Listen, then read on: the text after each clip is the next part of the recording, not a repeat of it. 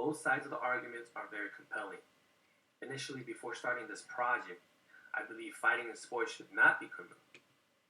As I began my research, I changed my stance and supported the idea that fighting in sports is wrong and should be banned and considered criminal. As my research continued, I had probably changed my mind, changed sides multiple times. Ultimately, I decided to stay with my initial stance and say that I am against making fighting in sports criminal. And to defend my stance, I will refute the reasons why proponents would support this issue.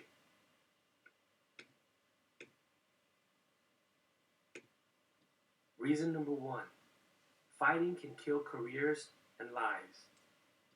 Well, just because it can kill careers and lives doesn't make it a good reason.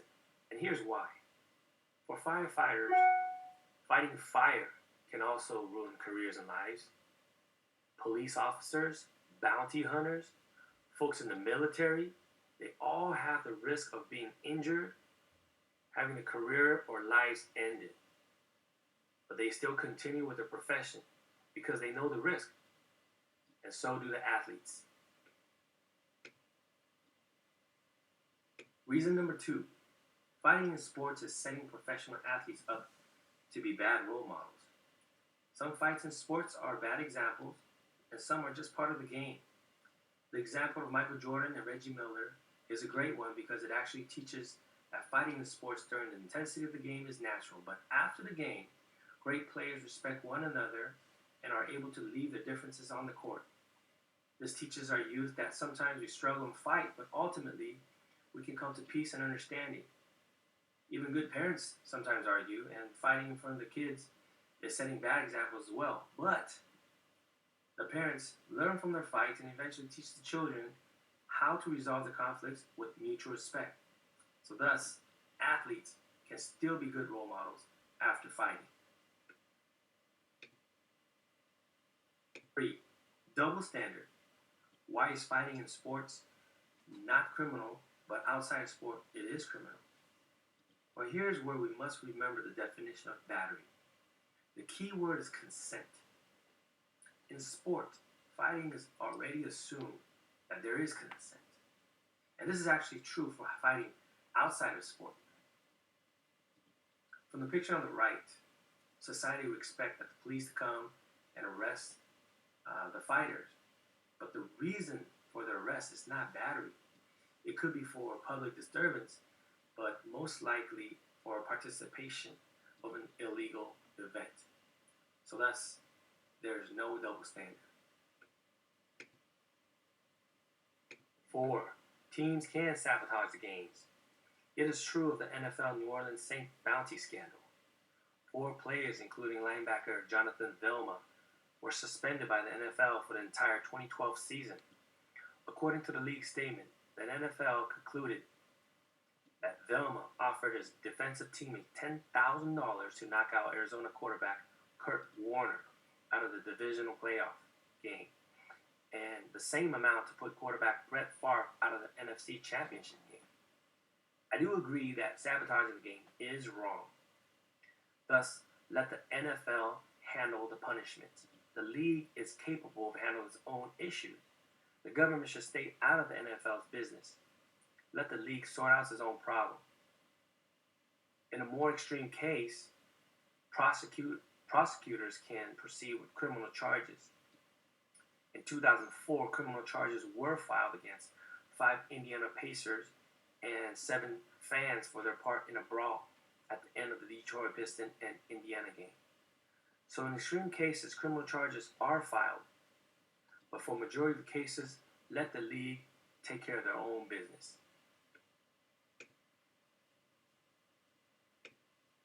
Besides refuting the reasons listed in the pros section, I also support all the reasons listed in the cons section. I'd like to expand further on the 5th statement, which states, without fighting, performance in sports will suffer. Some may think this is ridiculous. However, I'd like to suggest otherwise.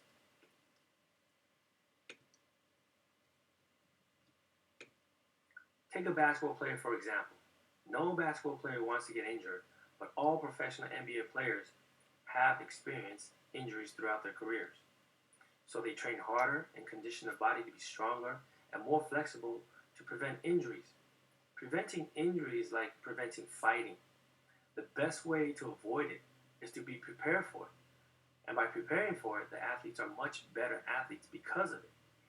So this is how allowing some fighting in sports benefit the performance of the athlete. Implications.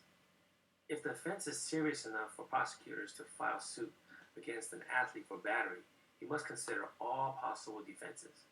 The two most common ones used are the consent defense and the self-defense defense.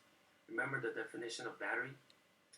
All unlawful beating or other wrongful physical violence or constraints inflicted on a human being without his consent. Three issues involved in the consent defense are consent implied by participation in the game, consent implied by specific acts during the game, and public policy limitation on the ability to consent. So if there's consent, then there's no battery and no crime. Now, the lawdictionary.org defines self-defense as the protection of one's person or property against some injuries attempted by another. The defendant can argue that he is protecting himself from his opponent.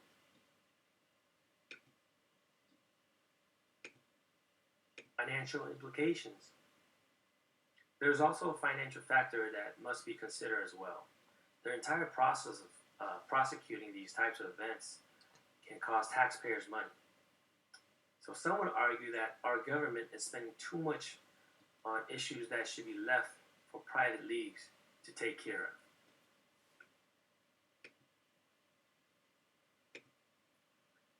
If all fighting in sports is criminal, then the implications can be astronomical to the sporting world. We could see the end of all contact sports, starting with boxing, wrestling, judo, all martial arts, even team sports such as football, baseball, basketball, hockey, and even more. Not all fighting in sports is criminal. However, where is the line between a fair fight and an unfair one?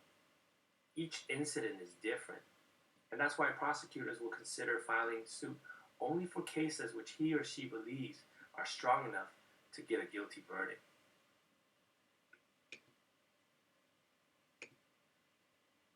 Now back to the first scenario where we were left with John contemplating on his son's question. Why is fighting in sports okay, but not on the streets?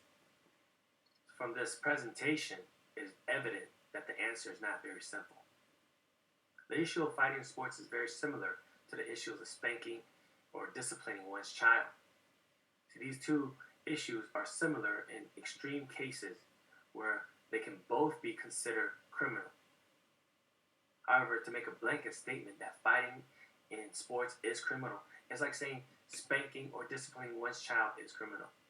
And that's simply not true. The government should let the league handle its own disciplinary issues, just as the government should let the parents discipline their child. And maybe this is a topic for another debate. Well, thank you for listening.